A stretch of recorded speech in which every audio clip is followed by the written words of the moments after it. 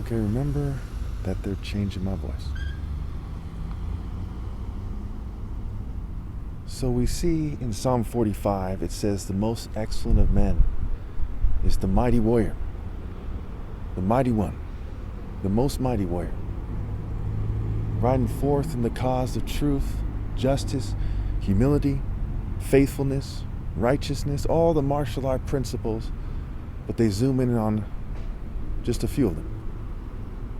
So it makes it clear right there, the most excellent of men, the most handsome, right hand of God, regardless of what this airhead thinks, or that person thinks, or that corporate person, or that sorority person, or that religious person, or that arrogant person, universally the most handsome, the most attractive, their inner beauty, mind, body, soul, and spirit expressing itself through the traits that are needed in order to be the top martial artist ever possible, the most excellent, the most desired. And it says in that same chapter that people should submit to him people should submit to him especially the attractive females. It makes that clear. It's the most excellent of men, the one God set apart. John 10. Psalm 45 is one of my favorite chapters for that reason. It says the king will desire your beauty. You must bow to him, submit to him. You must obey him in the various translations. All that is meant when it says that you must bow to him. That's what it's saying. That's why they translate it also as submit and obey. So when they don't obey the king, they're in rebellion. That God's kingdom is not a democracy, it's not communism or capitalism, it's a moral monarchy. So if anyone is to exist in a state that isn't that, and obey that state instead of God, that they're in rebellion against God.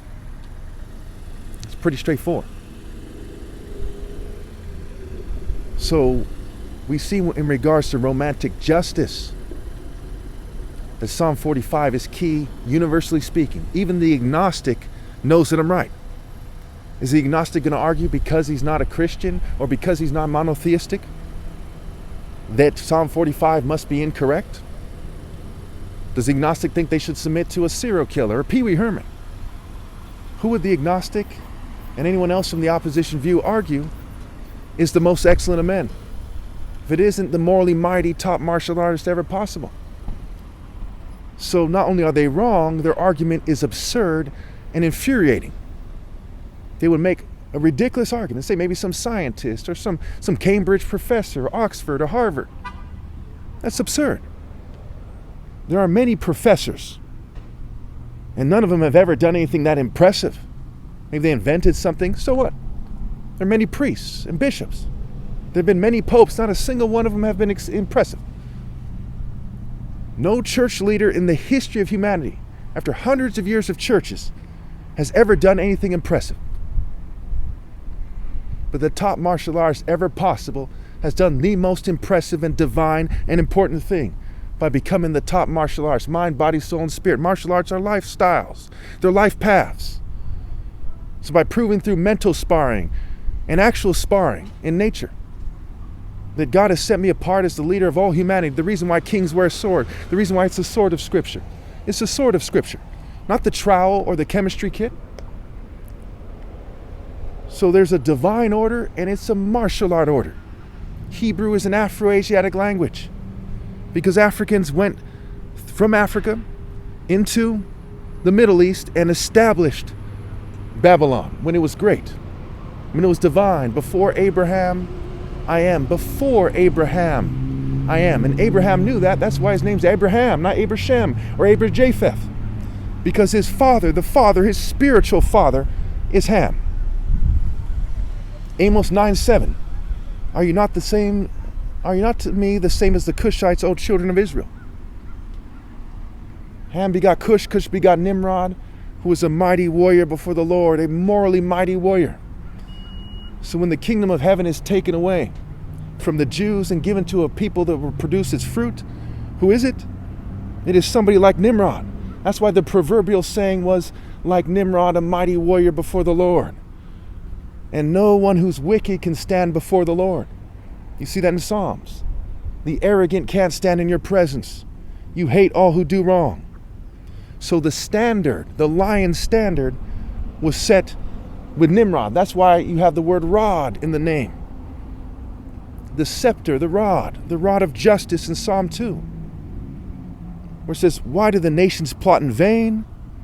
Scripture has made it clear that God has set apart a certain standard, a certain formula to determine the king.